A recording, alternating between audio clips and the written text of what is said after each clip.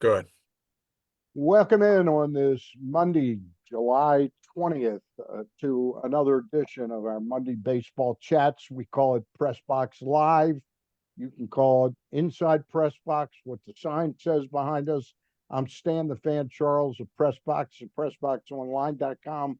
With us is Luke Jackson, the managing editor of Press Box, PressBoxOnline.com, and Ross Grimsley, the old left-hander. Let me take care of a little housekeeping. First of all, I will not be on this show unless I'm able next Monday. I'm going in for full hip replacement of my left hip tomorrow morning. Got to be there at Ross. I was wondering if you could pick me up. I have to Why be there. not? I got to be there at 5:30. Oh, I'll be up. Okay. Not a problem. Yeah, but the problem is you'd have to leave like right about now to get here Yeah, in time. really. Anyway, I'm hoping trust the surgery is going to go well. I have a lot of confidence in my doctor, Dr. Henry Boucher of Union Memorial, MedStar. But I don't know whether I'm going to be in a condition next Monday to sit in this chair. And I don't want to do it standing up and be weak or something. So, but the show will go on. If I'm unable, Luke and Ross will do it next week. Okay. And then we'll play it by ear for the following week. The other bit of housekeeping is that we are brought to you, as always, by the Costas Inn. Guys, can I, one last time while I've got my original hips, get 6 thumbs up for the Costas Inn? Two great locations. One of them, the original over at 4100 North Point Boulevard. That's the one you go to for steamed crabs and the full great menu that they have all the time. The other location is located at Timonium Racetrack at Maryland Fairgrounds, above the grandstand, right next to the OTB there. And both places are open for lunch and dinner 7 days a week. And I'll talk more at the break. We're also brought to you by Warnken Law. 443 results is the phone number if you've been injured in an accident in Baltimore or the state of Maryland. And I've used them. I can testify to the fact that they do get results. That phone number, 443 results, is not just a phone number, it's their mission statement. If you'd rather go on the website and read a little about them, warnkenlaw.com. And we thank both Costaston and Warnken Law for sponsoring these Zooms. Warnken also sponsors my MLB Power Rankings, which are up today, along with a column. Guys, let's start with this series. We have a 3-game series at Fenway Park tonight, starting at 7:10 on Masson. It'll be Shane Baz, one of the extended ones, and he'll go up against rookie Peyton Tolle. That's Tolle. Guys, this series features two teams. It's the second time in baseball history that two teams have squared off with 20 consecutive wins between them. The only other time was the Washington Nationals and the St. Louis, not these Washington Nationals, the old Washington Nationals, the Washington Nationals and the St. Louis Maroons. And there's no truth to the rumor that John Maroon's family owned them. This was back, Ross, in 1884. You and I weren't even around then. We wasn't even a thought. No.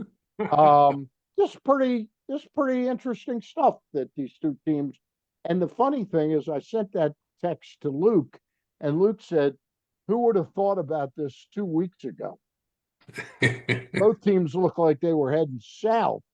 And now both of them, at least very much in the wild card, and maybe with Boston, their momentum might and their pitching might carry them. Luke, your thoughts? Yeah, and really both teams are streaking for the same reason, and it's starting pitching. Yeah, it's not like the Orioles have been mashing the ball since this 7-game winning streak started. Their starters have kept them in the game. Their starters have put the bullpen in good spots to succeed.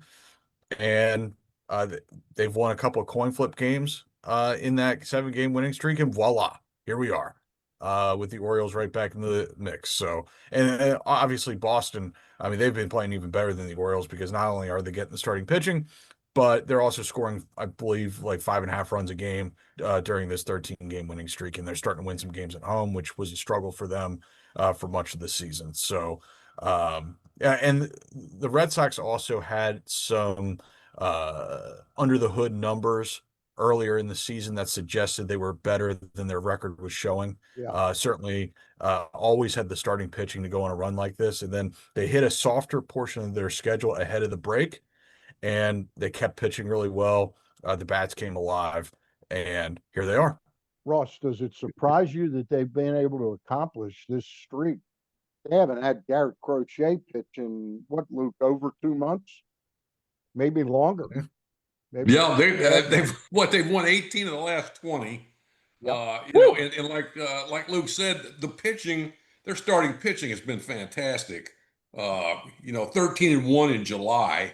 They're hitting, like I said, they're swinging the bat, they're hitting 252, scoring about 5.5 runs a game. But the starting pitching has been really good for them, and their bullpen has been effective too. So I mean, they're doing a lot of things right. And like you said, they got the Angels, White Sox, and Mets before the break, taking all 9 of those games, and then they Yep. come in and they play Tampa Bay and sweep them in 4 games in Boston. So they're starting to. That was a to really do- impressive sweep. Really impressive. I really, mean, they kicked Tampa Bay's ass up there. Really, and and the thing is you look the numbers for both the Orioles and the Red Sox going into this series is very similar. I think maybe the Orioles have struck out 100 times more than the Red Sox. The Red Sox have stole about 21 more bases, so they may run a little bit more. But Boston, like I said, their pitching has been really something, as well as the Orioles. I mean, they wouldn't be where they're at. It shows if you get the pitching. The Orioles are hitting 227 over the last in July, I believe, and they're getting pitching and defense, and they've got some defensive plays. Oh yeah, they're playing cleaner defensively, and Yeah. and as you said, they've gotten some difference-making defensive plays, particularly from Tyler O'Neill on Saturday. So- Basically Really? won them the game. Yeah. So I how mean, does they this come work? up. They come up with the big pitch when they need it. They've come up with the big play or the big hit when they've needed it. And again, when you pitch, it covers up a lot of other things. Oh yeah. Which is They're going to really. need that pitching to come through for them in this series because Absolutely. they are beat up on the lineup side. There's no doubt about Yeah. it. Talk a little bit about the Red Sox now. What does this do for them, Luke, at the trade deadline? What would they be looking for, right? Clearly, they've got enough starting pitching right at the moment. And when Yeah. it looked like You mentioned Crochet. It looked like 2 weeks ago that Sonny Gray was going to be gone.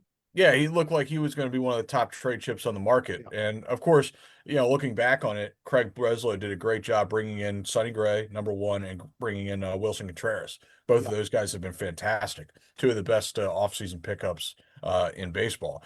In terms of what they can do, there's probably still a little bit short on offense this last stretch, not withstanding. So I would think, because I don't know if they're going to get Roman Anthony anytime back anytime soon. I haven't heard anything about him. He's just in Florida trying to get right. So he hasn't gone out on a rehab assignment. And when he does, it's going to be a while because he's been out for so long. You think about it. It looks like the position that they really, when you think about it, though, they got Raffaele in center. Mhm. They got Abreu in right, Willier Mhm. Abreu, and then Jaron Duran isn't really going anywhere.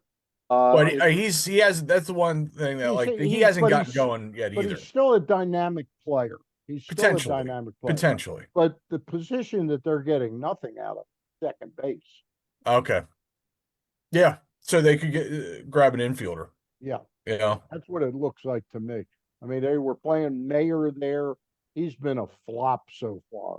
Right. Too young to write him off Right. entirely, but he needs like a total reset. And they're playing this guy Chung now at second base. Yep. I don't know that much about him, but and I guess they could use another arm in that bullpen. all Yeah. teams. Everybody can use arms. The more the merrier.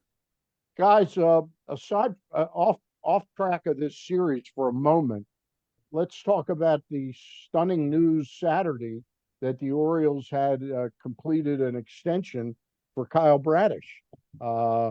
Luke, were you shocked by this, or you thought it was about the right time for this? Because there wasn't a true sense of urgency Mm-hmm. to get this done, but it's interesting that the club and Mike Elias chose this time to do it.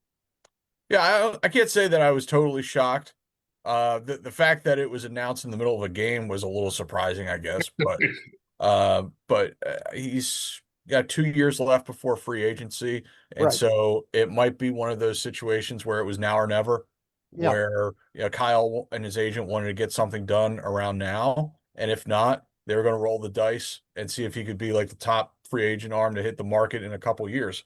So they ended up paying him about roughly a number 3 starter on the free agent market, 590. That's 18 a year. That's what a number 3 starter gets on the free agent market, and so that protects the Orioles against Kyle going crazy the next couple of years and being like a $200 million arm down the line, and it also gives Kyle protects him against further injury. He's set for life now, so I think it made sense for both sides, and that's why it got done.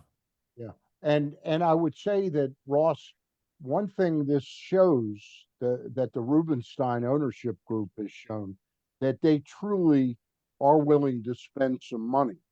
And I don't want to get into calling the Peter Angelos regime cheap, but there's no question that during the John Angelos years, they didn't have any money, just real money to spend on.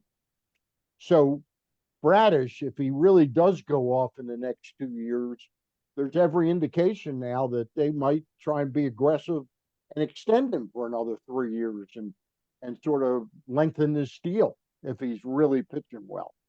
Yeah, I think it was a good thing to do for especially for the Orioles. I mean, they get a deal with a guy that's really shown coming back from Tommy John that can pitch. He's got some stuff, and you can depend on him to go out there and keep you in the ball game, and that's a big thing. So, there's a chance. I mean, we got to see what's going to happen here the next before the trade deadline, because anything could happen. I mean, they have a chance. They're only 8 games out of first place now, Right. And 2 games out of the and the wild Yankees card. the Yankees have gotten devastating news that Aaron Judge really isn't close to being Right. baseball. And I guess Giancarlo Stanton isn't close to coming back either. Yeah. And So, and I think the Tampa Bay Rays, I won't say it categorically that the 4-game sweep is a sign that they might regress to the mean, but we could easily say that they were due for a regression to the mean. Right. I mean, they've got 3 good hitters. Yeah. I mean, that's been the case for them all year, and they're probably performing over their head the first few months. Yeah. Well, the starting pitching has let them down of Correct. late Yes. as well. So that is really huge right there. So, and you said it before, you can get 3 of your starters going, at a time, you'll do well. But now the Orioles have all 5 guys or 4 of them throwing real well. Yep. Luke, I want to, go ahead. I want to jump in and ask you your opinion. It's been my sort of obsession is why the club hasn't been more aggressive with an extension for left-hander Trevor Rogers, who is a free agent after this. In other words, Shane Baz wasn't going anywhere immediately. Right. Kyle Bradish wasn't going anywhere immediately. And I understand why they did these extensions, and I applaud them for them. Trevor Rogers is going somewhere if the club doesn't come up with some type of extension that meets what he and his agent want. Is this a case that they are suspicious that he's pitching over his skis, or is it that he and his agent really have much loftier ideas of what his value is? I think it might be a little bit of both. Because behind Scooble, this offseason is not a great free agent landscape for pitching. So somebody like Trevor Rogers could get a lot of money on the free agent market. Yeah. Same could be said for someone like Foster Griffin with the Nationals, who is a pending free agent as well, left-hander. And I guarantee you that Trevor Rogers' agent, if Trevor can finish the season strong, is explaining to Trevor that he could get like Ranger Suarez money, which is like 5 years, 130. And like the Orioles are probably thinking more on the lines of like the qualifying offer times 4, which is 22-ish times 4. And so there's a gap there. And like Trevor's agent might be telling him, look, man, just pitch well for the final 2 months of the season. You can be the second or third best starter on the market, and we can cash in. And get some big bucks. And get some big bucks. Get some heavy and iron. And they might just not be interested in much of a discount at this point. So close to free agency. The time to really get it done was probably last year. At the end of last year. Yeah, it was probably last year. Which is what I wrote at the time. But I don't know if the Orioles really bought into what they were seeing. Exactly. And at that point, I would say, well, if you're not buying into what you're seeing, then move them for something. You know what I mean? But I just probably think that his side at this point sees him getting potentially a lot of money in free agency as a left hand who's going to hit free agency at what, 28, 29? 28 years old. Yeah. Ross, the club has a history so far of being unable to really develop their own pitching. When you look at what they've got, there might be a couple. I'm not buying what's his name? Gray. What's his first name? Tristan Gray. The Orioles, the guy that they've brought up 2 or 3. Gibson. Gibson, yeah. Craig Gibson. I'm not buying that he's really ready to be an impact guy. It looks like Povich. I haven't given up on him as a contributor, but it doesn't look like he's going to be. In other words, if you don't sign Rogers, you're out there scurrying around to find somebody that's at least as good as him in a market that's tough to do. And you don't have an awful lot of prospects that you want to give up on to trade for somebody like an Alcantara or something like that. So my question is, I would really think that they really want to do something with Rogers. You're going to have to pay him, top dollar because he's left-handed. He knows it. I thought they should have been much more aggressive at the end of last year. And Luke, I don't pat myself on the back a lot, but what I wrote was if he pitches well this year, and I said if he wins 15 games, 14 or 15 games, he probably won't get to that number, but his ERA is going to be probably where we thought it would be, like 3.7, 3.8 by the end of this year. They're going to be having to pay him huge bucks. And now they're going to have to pay him huge bucks. Right. And they're going to be at a point where if they want to keep him, he's going to be in a position to bend him over a barrel. Yeah. He's got the control now where they had the control at the end of last year. Not the control, but I thought they could have gotten something done in the 60, 70 million range. That's gone. Yeah, it's gone.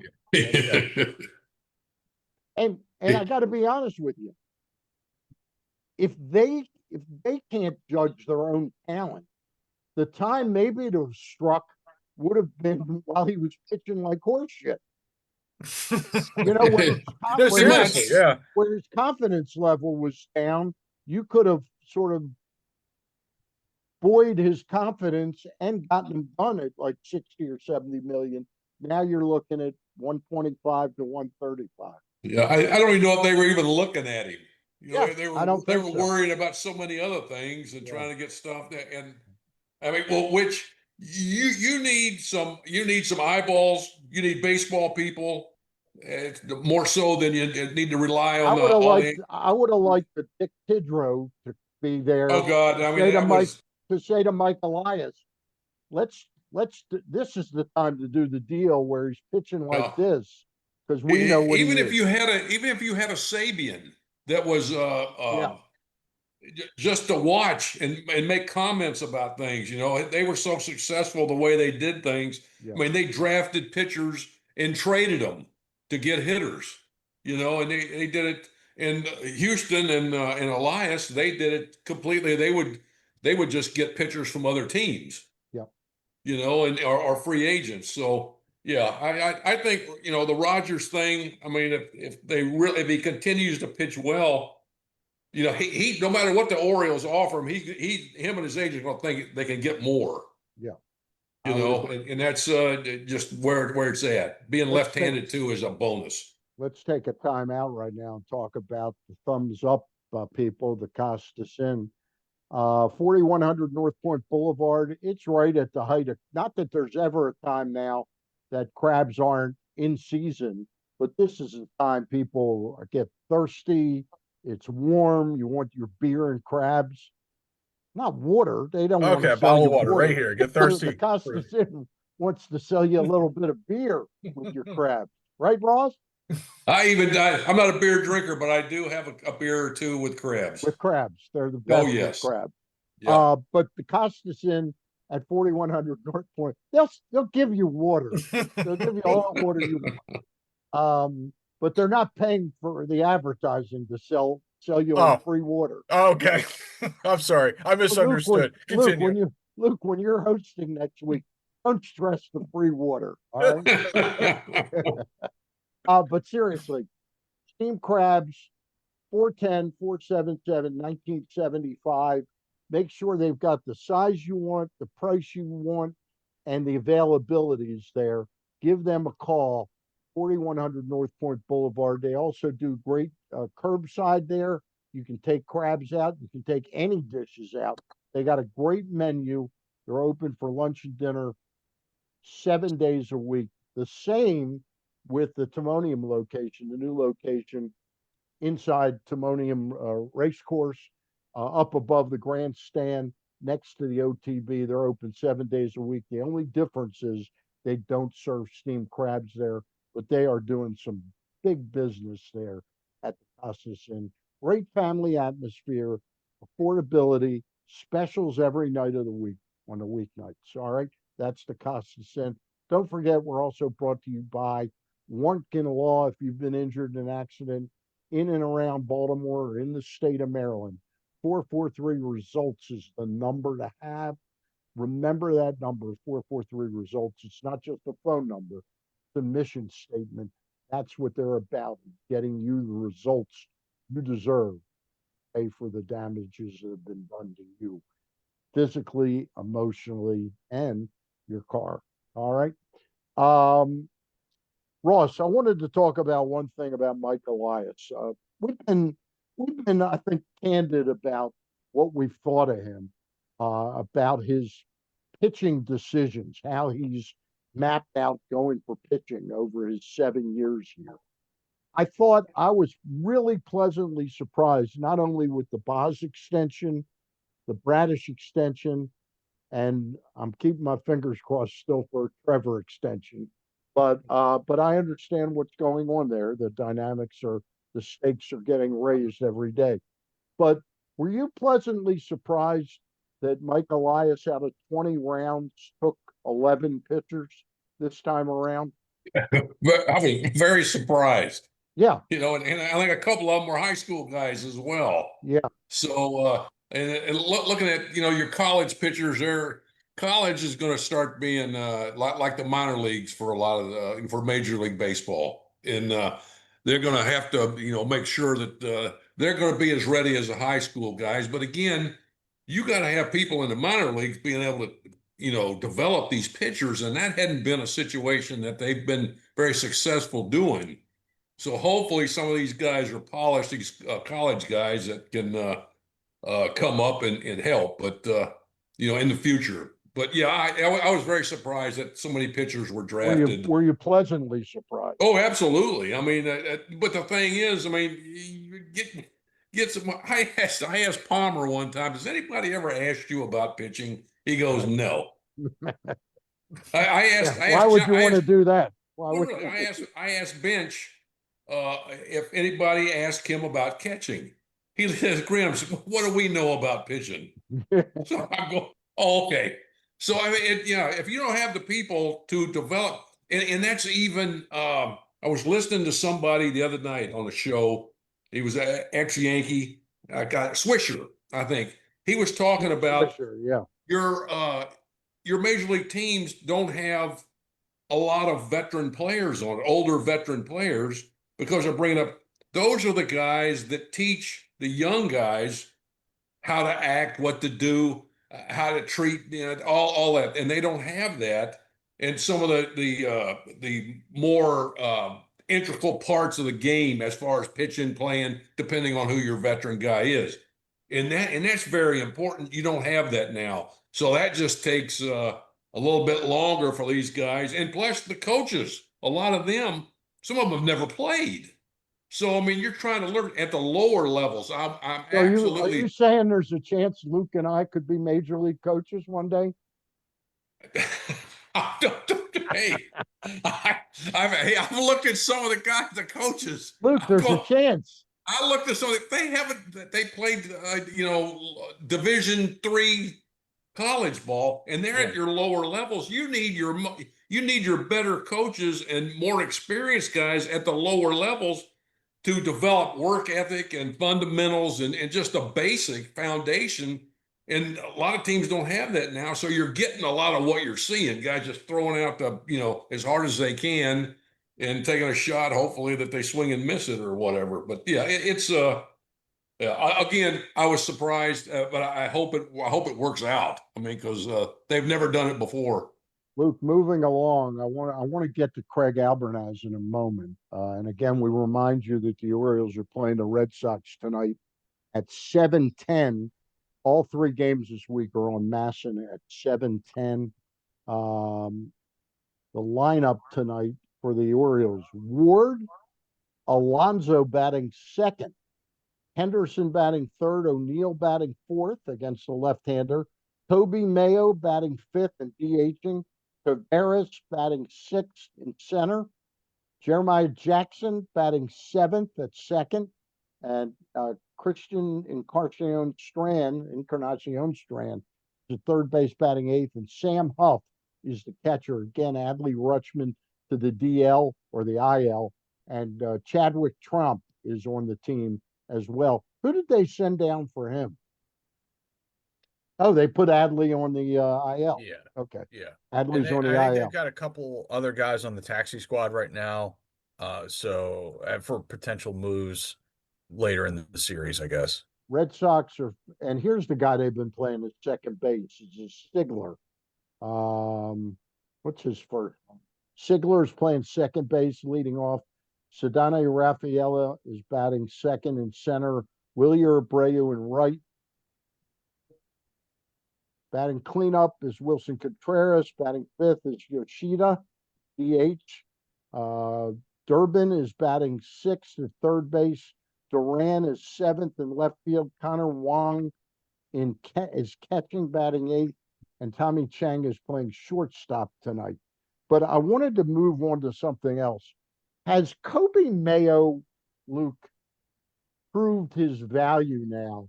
Has he established himself as a valuable player in the major leagues because of his dominance against left-handed pitching?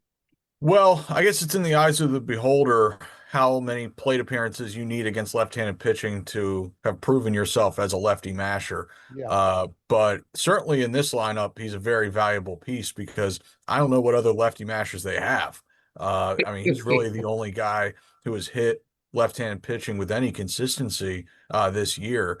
And I can tell you what, if that's what he continues to do, he's never going to be out of a job because there are 30 teams looking for guys who can hit left-handed pitching.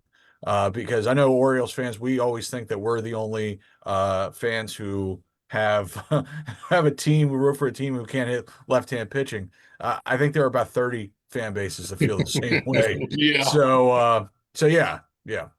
Ross, have you ever seen, I know the answer is probably yes, but does anybody come to your mind that started out as slowly as Kobe against right-handed pitching in the big leagues, but was able to dominate some left-handers that eventually got the hang of hitting right-handers?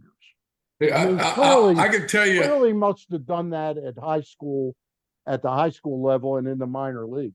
he's more comfortable left-handed because he knows they're probably not going to pitch inside. You got to look out over the plate, middle Yep. end, and right-handers will. You Right. know, I mean, And the he doesn't balls. have to, and he doesn't have to worry about breaking balls breaking away from No, him. really. So he's much more comfortable, obviously. What he's hitting almost 300, I think, off of left-handers. But yeah, I mean, you asked me my old roommate I had with the Reds my second year, Julian Javier. They called him the Ghost because no one could touch him at second base. He always got, but he could hit any left-hander alive, and that's you talk about. He used to wear Koufax out. I think Right. he'd hit the ball hard off of him. Did he ever But hit right-handers though? Or he yeah, well, started, he played for a long time. Yeah, he played was, about but I 14 mean, but years? he Yeah. was that was what thing he was known for hitting left-handers. Yeah. And He played in 2 World Series that they won in 67. yeah, no, yeah, he was a great guy, good. But yeah, he's that comes to mind right off of that was him. Okay. And And by but the way, yeah, I misspoke. The Tigers won in 68. yeah. Yeah. Was that the year that Gibson struck out all the guys? Struck out Yeah. 17. Was that Or was that 64 when they played the No, Yankees? I was there and saw it. That was a series that the Cardinals were up 3-1. And I think Mickey Lolich won 3 games Lolich. in that series. Yeah. Was that And 68? 68. And that was the year that Mickey Stanley moved Yeah. from an outfielder to play shortstop in the World Series. Yeah. Remember that? Yeah. Yeah. Really. Really. Um, Yeah. Anyway, that's enough about Kobe Mayo. Luke, I wrote a column. You read it because you edited it. And I haven't read it, the finished product yet. I kind of took up for Craig Albernaz in year one. After watching him 100 games, I take with a grain of salt that he's a first-year manager.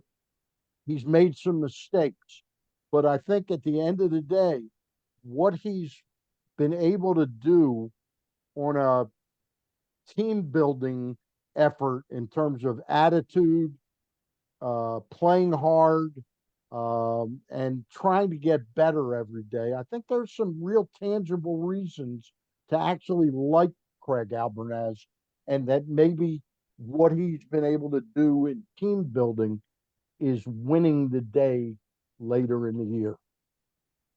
Yeah, he always talks about it in his pregame and postgame pressers about that day one mentality, and it's corny, Yeah. it's cliche, but it's true. And perhaps it's paying off now. I thought your column, which our viewers can read at pressboxonline.com, Was it on as good the as my Mark Turgeon column? not quite. It wasn't But quite it that. was on that level. It notch below, a Okay, notch below. notch I will below. say that this was an extremely fair column from Stan the Fan Yes. about Craig Albernaz, Yeah. and that our viewers should check it out. Okay. How's that? Ross, what have you thought of the job Albernaz has done? Because I list a litany of the things. First of all, I start the column by saying, let me get this full for purposes of full disclosure. I like Brandon Hyde, and I wouldn't have fired him. I didn't think he was the problem with the team last year. But now we have Craig Albernaz, and I said there's certain things about him I haven't liked, but overall, I think injuries, 2 times injuries to Helsley, injuries 3 times now to Rutschman. I think this is Rutschman's third IL stint. Losing Eflin right away, having Chris Bassett give you nothing. Boz, Bradish, and Rogers all being terrible at the beginning of the season. And injuries galore all over the place. I think he's done a decent job. Your thoughts? Yeah, no, I agree with you. I think he's a low key. It seems like, and the players like him. Yep. He relates to them a lot. He seems to be very positive. Obviously, when the pre and post game interviews that he does, he's always positive. And he said all along that it's sometime this is going to change and we're going to start playing. So I think he's, like you said, with the injuries that they've had, it's just been devastating. How much, he does without interference from higher up, it Yep. would be interesting. But so far, and like you said, I think he's done a good job. First year guy with a lot of problems as far as injuries. That's really been a tough thing. But he's kept these guys together. He's kept them positive, and hopefully they're going in the right direction here. Yeah, I think his communication skills with his players is absolutely tremendous, the way I see it. He really goes out of his way. And I think he's a very positive minded person, Yeah.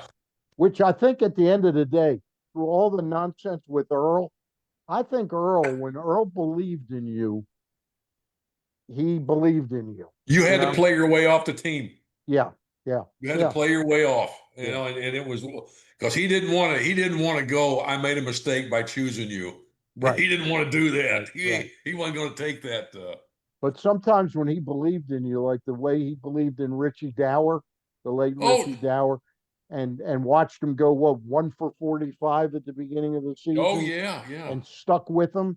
That wins you some you look loyalty. at what about you, Mark Belanger, who was tremendous, and with a team. I think when you got a team that has a lot of pitching, especially starting pitching, guys like that play defense are they don't have to hit. You played Paul Blair. Yeah. We had two guys in the lineup, Blair and Belanger. Just play defense, guys. We'll figure out a way to score a couple runs here and there. Boog and Brooks and Frank will yeah. I mean, win the really. day for you. Earl Williams. Big money. Yeah, big money. Big money. Yeah. All right. That's going to do it for today. Again, the Orioles and Red Sox square off at 7-10. It is the second time in baseball history that two teams combining for 20 plus wins in a row will square off. The first time was way back in 1884.